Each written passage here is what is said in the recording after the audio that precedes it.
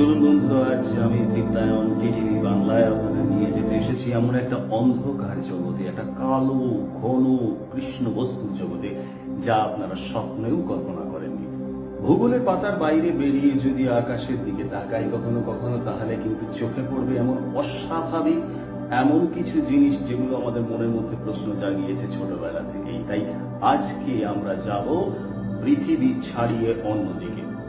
আপনারা আমাদের অন্যান্য এপিসোডে দেখতে পাচ্ছেন আমরা মঙ্গল গ্রহে ঘোরাঘুরি করছি, তার গল্পটাকে আপনাদের কাছে নিয়ে আসার চেষ্টা করছি। কিন্তু আজ শুধু মঙ্গল গ্রহ নয় বন্ধু, একটু পিছিয়ে আসুন, চলুন আমরা চলে যাই ঠিক 1969 সালে। তখন পৃথিবী অন্যরকম ছিল, সমাজ অন্যরকম ছিল, আমি আপনি অন্যরকম ছিলাম। কেউ কেউ হয়তো জন্মাইনি, কেউ কেউ হয়তো সেই প্রজন্মে পায়নি এত প্রযুক্তি যারা গোটা মহাবিশ্বের খবর রাখতে পারে।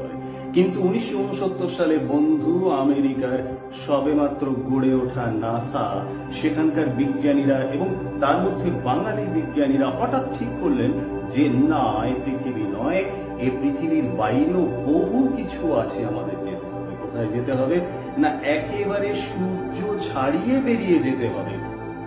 কি আশ্চর্য কথা বলুন তো বন্ধু, এটা কি সম্ভব? পৃথিবী থেকে প্রায় 34,000 কিলোমিটার পর্যন্ত উপরে রয়েছে পৃথিবীর ভীষণ রকমের টান, যেটাকে আমরা অভিকর্ষ বলি। সেই 34,000 কিলোমিটার ছাড়িয়ে যেতে হবে, এবং ছাড়িয়ে গিয়েও শুধু তাতে মন ভরবে না, ওই চাঁদে গিয়ে বা মঙ্গলে গিয়ে নয়, চলে যেতে হবে সূর্যের কাছে। কি আশ্চর্য ভাবনা! যাই হোক, তবু যদি মনে জেদ থাকে এবং মানুষের যদি ইচ্ছে থাকে, তাহলে কোনো বাধাই তাকে আটকাতে পারে না। এটা তো চিরকালীন সত্য, ইউনিভার্সাল ট্রুথ। এবং সেই বাধার জায়গাটা থেকেই মানুষ শুরু করলো 1969 সালে তার প্রথম রোবট, তার প্রথম মহাকাশযান ভয়েজার 1, ভয়েজার 2, যমজ ভাই। ঠিক হলো যে ভয়েজারের মধ্যে অনেক কিছু সাজিয়ে দেওয়া হবে। পৃথিবীর মানুষ কেমন তার একটা মূর্তি দেওয়া হবে, পৃথিবীর পুরুষ কেমন, নারী কেমন, পশু কেমন, তার একটা করে প্রতিকৃতি তার মধ্যে দিয়ে দেওয়া হবে। এবং তার সঙ্গে সঙ্গে আরো কিছু জিনিস, নানা রকমের প্রযুক্তিগত জিনিস, সেগুলো সেখানে দিয়ে দেওয়া হবে। এবং সে এবার যাবে, প্রশ্ন হচ্ছে কোথায় যাবে। তখন ঠিক হলো যে এক কাজ করা যাক, পৃথিবী থেকে আমাদের গ্রহগুলো কোথায় কোথায় আছে সেটা একবার দেখে নেওয়া যাক। ওই যে সূর্য 9,30,00,000 মাইল দূরে, প্রায় 3,15,00,000 কিলোমিটার দূরে। কল্পনা করা যায় না, যেখানে আলোরই আসতে প্রায় 8.5 মিনিট সময় লাগে, যে আলোর গতিবেগ 1,86,000 মাইল প্রতি সেকেন্ডে। অদ্ভুত! এতখানি দূরত্ব সমস্ত কিছু মেনটেন করে পৌঁছানোর একটা প্রতিজ্ঞা মানুষ তো নিয়ে ফেলে। তারপর কি হলো? অসাধারণ সমস্ত ঘটনা ঘটতে লাগলো।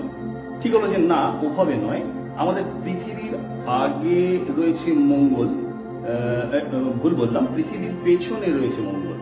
তাহলে পৃথিবীর আগে রয়েছে শুক্র, তারপর বুধ, তারপর হচ্ছে রবি।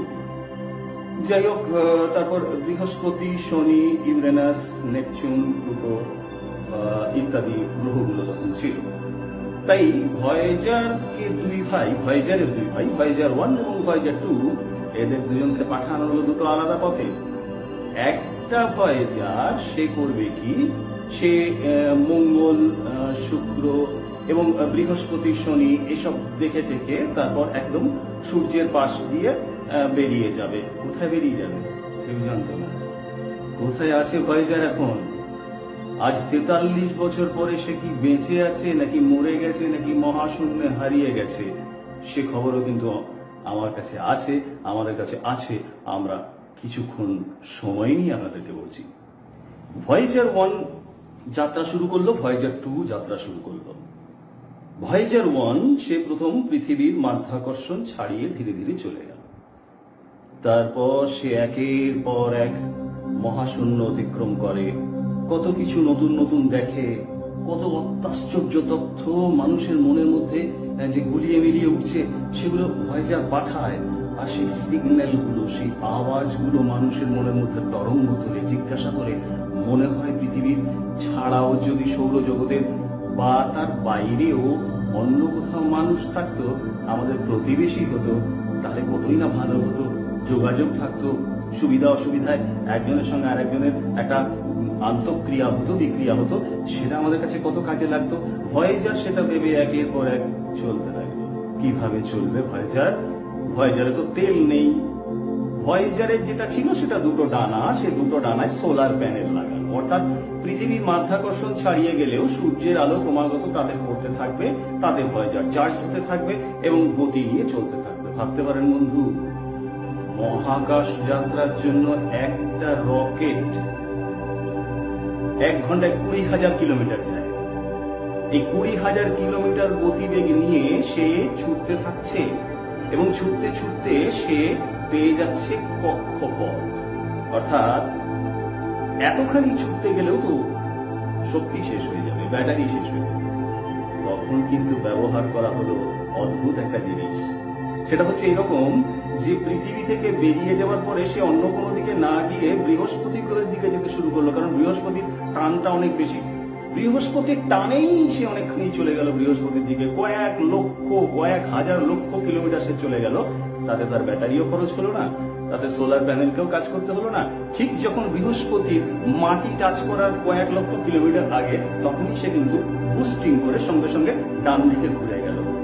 এই ব্যাপারটা একটু বুঝে নিতে হবে। মহাকাশে যখন কোনো রকেট যায় তখন সরাসরি ভাবে সে যেতে থাকে, কিন্তু যাওয়ার সময় যেতে যেতে সে ঘুরে কিভাবে, সে বাঁ দিকে ঘুরে কি করে, ডান দিকে কি করে ঘুরে। একটা সহজ কথা আমরা বলে দিই যে না, আমাদের এখানে বিজ্ঞানী বসে আছে, রিমোট কন্ট্রোলে চালিয়ে দেয়। এই সহজ কথাটা খুব সহজ হবে, কিন্তু যদি গভীরভাবে বুঝতে যাই তাহলে কিন্তু বড় আশ্চর্য লাগবে। কি করে যায়? সোজা কোনো একটা জিনিস যখন যাচ্ছে তখন তার বাঁ দিকে ডান দিকে যাওয়ার কোনো রাস্তা নেই, তার কারণ তার ভেতরে কোনো ড্রাইভার নেই, কোনো স্টিয়ারিং নেই, কোনো হ্যান্ডেল নেই। আর থাকলেই বা কি, তার নিচে কি মাটি আছে? এরোপ্লেন ঘুরতে পারে, তার কারণ হচ্ছে এরোপ্লেন যেহেতু পৃথিবীর বায়ুমণ্ডলের মধ্যে থাকে, কিন্তু মহাকাশে কে কাকে টানবে?